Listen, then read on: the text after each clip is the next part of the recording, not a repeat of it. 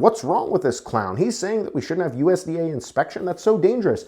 Please, I beg you to watch one of these videos so that you can get a better understanding, because you have been deceived into thinking that we rely on the government to keep us safe, when in reality, the government acts as a gatekeeper. Prices of beef are going up, and Trump is investigating the meatpacking industry to see what kind of corruption and funny business is going on in there. Meanwhile, he is sending $40 billion, give or take, to Argentina to subsidize their imports, to make sure that we're getting a majority of our beef and that the price at the grocery store goes down, so that our demand as a nation is addressed and the price goes down, and kind of put out the fire on a very small scale. But we're still not doing anything to help the ranchers and the farmers that are responsible for food production, and we are relying on foreign countries for the majority of our animal proteins.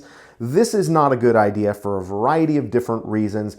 I am not speaking as a person who has Trump derangement syndrome. I voted for the guy, and I have been vastly disappointed with the way that he has conducted operations within his administration up till this point, specifically surrounding the issue of agriculture. My name is Stephen Reichert, and this is Rowan Ridge Farm. We are raising heritage hogs on pasture the old-fashioned way in western New Hampshire, the free state, that live free or die, supposedly, but just make sure that you're not eating meat that hasn't been processed by the USDA, because that is a bridge too far. We can't have that.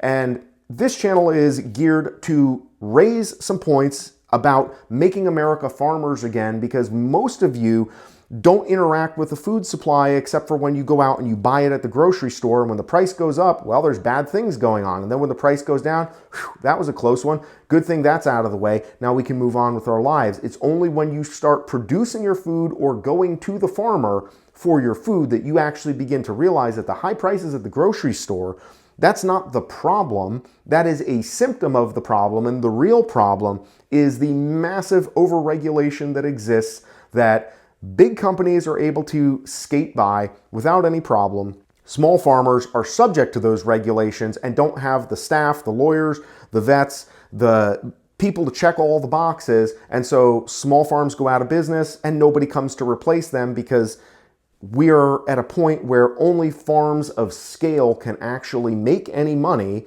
And so unless you're able to have enough land, enough infrastructure, enough animals to operate at a large scale, well, you're just going to be losing money. And so it's going to be a very expensive and frustrating hobby. What has been happening with what Trump has been doing, which does nothing to fix the underlying problem, our food supply is way too centralized. And anytime anything is centralized, there's benefits to that, because the price goes down when you're operating at scale.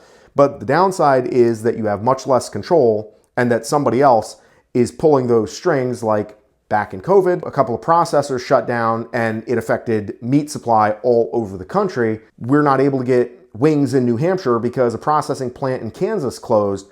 That kind of is not a stable or a safe system. So in this video, I want to present 5 things that I think that Donald Trump can and should do. I'm not a politician, and I really have no investment in politics. I voted for Donald Trump because I thought that his America First policy would recognize on some level. I know they were talking about having Joel Salatin and Thomas Massie involved with the regulation of the USDA and the FDA.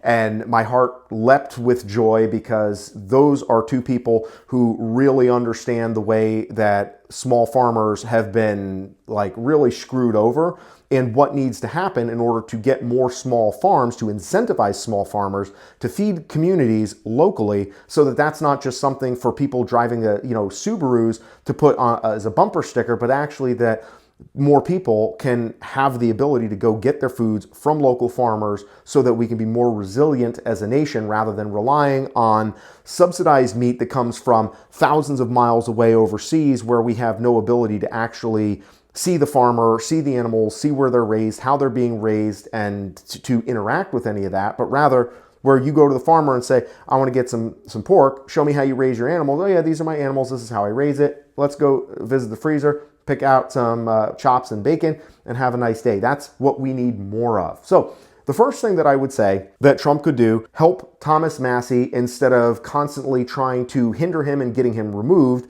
apparently because Thomas Massie has some unpopular views about maybe we shouldn't be giving a lot of money in foreign aid to a certain country in the Middle East, that there's a lot of big donors in politics that Trump has taken a lot of money from who really don't like Thomas Massie and what he's saying, and so is very unpopular with the Trump administration. But Thomas Massie is a small government, very practical. He's a farmer, and the Prime Act gets the USDA mandate out of the way, and you can watch one of my other videos. I will link them below, explaining the problem with the USDA and that mandate that was put in place by LBJ back in the late 60s that mandated that any meat being sold has to go through USDA inspection, and what's wrong with that. And I'm telling you, if you react to that and you're like, what's wrong with this clown? He's saying that we shouldn't have USDA inspection. That's so dangerous. Please, I beg you to watch one of these videos so that you can get a better understanding, because you have been deceived into thinking that we rely on the government to keep us safe, when in reality, the government acts as a gatekeeper, and USDA is the gate that everybody else has to go through, which by scaling everything up through the USDA, it eliminates the opportunity for small farmers to function. And so they go out of business, and large farms, massive corporations that are 1,000 miles away, and also subsidized inputs from overseas, those take the place in the market, and everything gets centralized, which, to the beginning point of the video, not a good thing. So Prime Act is number one, remove the USDA mandate. The second thing would be to maybe give like a 10-year tax moratorium on new farms. One of the biggest problems is that every year we're losing thousands of small farms. Old farmers are passing away, they're retiring. A lot of ranchers, due to the high price of beef right now, they recognize that this is a good time to liquidate their supply, get out of the market, and they're going to cut and run. And I don't blame them, because why would you continue to raise animals in a market that is slanted against you really poorly? It doesn't make any sense. So now is a good time for them to get out, and there's nobody coming behind them to get involved, because how are you going to make any money with all the regulatory hurdles and the pressures? There is massive incentive for people to get out of farming, and in order to operate and make money, you have to operate at scale, which is very costly and also necessitates that you do things in a way that is very different from the way that we like to farm around here, where we raise our pigs on pasture instead of on a concrete feedlot. It's a privilege and a gift to be able to do that. But if I were trying to raise 10,000 hogs under contract in order to pay my mortgage, I wouldn't be raising my pigs on a pasture. I would build a massive barn. I would owe a lot of money to the bank. I would have to get a certain amount of that to be able to pay that back. You say jump, I say how high. And that's the way that the meat industry is currently running. But if you can get rid of some of the pressure and the negative incentives on farmers, you get more people doing this with the Prime Act. Like I said, for number one, get rid of taxes, create incentives for people to start farming, and then create an avenue to get around the regulatory inertia that is detrimental to small producers. Even just doing those two, which would cost next to nothing, we would have a much better situation where in 5 to 10 years, you would see a massive influx and growth in farming. If you think I'm wrong, please tell me in the comments what I am missing. I mean, there's enough people that follow this channel who don't raise animals but would like to. There are people who would like to get a little bit of land and they follow the farm life hashtag on Instagram. If those people could actually justify it financially and say to their wife or their husband and be like, hey, you know what, dear, we got a 10-year window where we could get into this. Do you think that we could make a little bit of money and actually turn a profit and establish a business in a couple of years doing this? Like, we could actually do well. How many people would say, all right, you know what, let's move out of New York because we don't like the guy that just got elected there, because, you know, seizing the means of production, not really great for entrepreneurial people to hear that kind of thing. They're looking for somewhere to go. Maybe they have money to invest. Wouldn't those people be willing to go somewhere and say, hey, you know what, let me take some of this money that I have, I'm going to invest that, and I'm going to start growing stuff, and I'm going to learn how to keep the farmland going in this place that I'm moving to. Number three thing that could be done is to stop subsidizing farmers to not raise anything productive on their land. Is around $2 billion a year that gets spent in subsidies for farmers who are being paid not to grow cash crops on their fields, to keep the prices at a reasonable medium. So, okay, fair enough.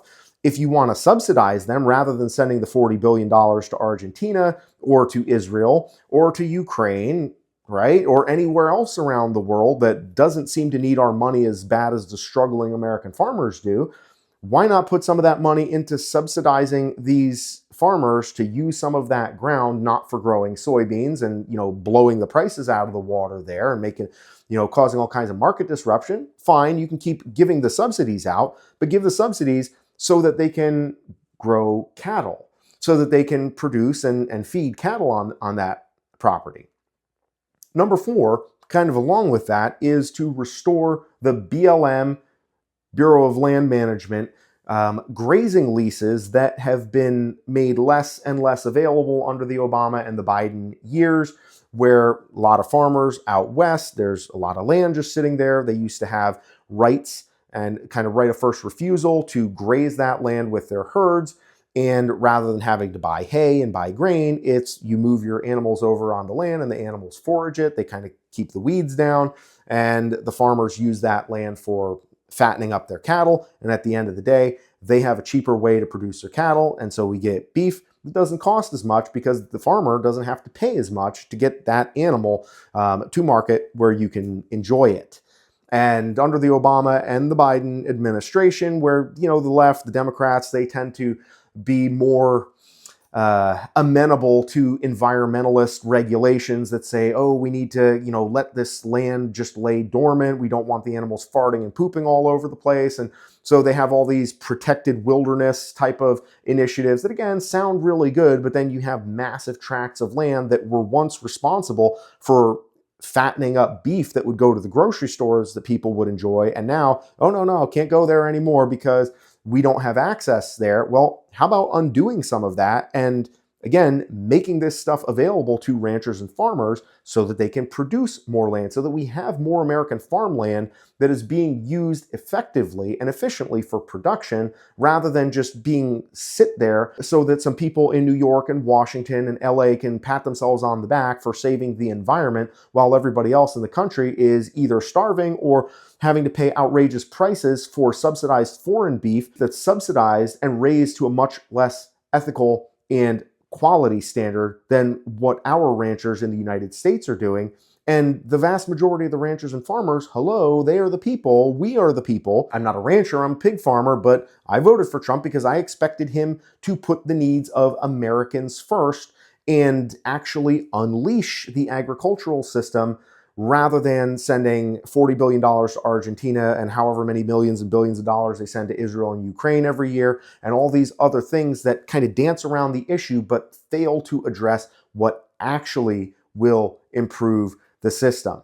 And the last thing that Trump could do, this is a little bit more general because I am not an oil researcher. I can't tell you how to go get more oil out of the ground, but I know that there's a lot of petroleum operations that have been trying to get their hands on new leases that they can develop, that they can drill to make the cost of energy go down. Because when you're doing farming, tractors run on diesel fuel, buildings run on electricity. And then when you're shipping animals out to the processor and those processors that have to run cooling systems, all of that stuff is tied in with energy, maybe facilitating some oil and gas leases so that we can really crack open the energy sector of the market to drop prices of fuel, because gas prices have not really gone down. They actually went up here in New Hampshire a little bit, and then they kind of have gone back down a couple cents, but there's been no meaningful decline. And that cost of energy translates into everything else, because everything else that we're eating, it requires transportation to get from A to B. And there's no reasonable way that we can get around having to pay the cost of shipping on everything. These are 5 things that I think are at least worthy of some consideration. Now, I am not a politician. I'm not an agricultural consultant. I am somebody who recently started farming and can tell you that these seem like fairly obvious things that can be done, most of which could be done without big spends, but rather reallocation of resources that already exist, or simply removing regulatory hurdles to reduce inertia, to galvanize local food supplies and make it so that small farmers can feed their own communities. If this is something that resonates with you, I would love it if you subscribe to this channel. We're going to do more of these videos and talk more about this stuff. Please share this with people you know. If anybody has the ear of Donald Trump, please pass this along to him, because I voted for the guy. I want him to be successful, and I'm hopeful that he will take a different course in what he is doing in terms of the way his policies and his administration's policies are impacting agriculture in this country. But at this point, unfortunately, I am quite disappointed. And maybe I had my expectations too high, as I think a lot of people did, because this is not something that I think I am in the minority feeling this. There's a lot of people who, don't regret their vote. I don't think that Kamala Harris would have done a better job, but I kind of thought that Trump was going to give us a better deal and was going to do more of the very simple and obvious things to prioritize the needs of Americans. And I never thought I would be in a position where I would have to get on my farm channel and complain about the guy who ran on being America first, America only, and then gives all our money away to foreign countries and thinks that it's better to subsidize foreign beef from South America than it is to actually remove the roadblocks, most of which are regulatory and could be reasonably worked around. Maybe ask some of the farmers and the ranchers and say, hey, let's do a little roundtable and get some people together and see what we need to do to make it so that when a processing plant, isn't able to operate because it burns down, or there's an outbreak of some sort of illness there and that plant goes under, then the half of the country isn't starving because everything is all centralized into that one processing plant. Seems like there should be a better way where we can have local food processing, have that come together in a way where the free market is able to grow and be prosperous. And again, if there is incentive for farmers to go out there and farm, you're going to see a lot of people being farmers. Look at what happened when the internet came around. It was a new opportunity for people to make money, and everything went from brick and mortar to online overnight like that because there was incentive, there was opportunity. And now there's a lot of people that are tired of sitting in front of computers that would give anything to go out and, roll around in the mud with the pigs and make some bacon and some steaks and sell those to their community if there was a financial incentive. Get the government off our back so that we can feed our community, so that we can feed our families and our neighbors. Is that asking too much? I don't think so. If you agree, subscribe. We'll see you guys in the next video.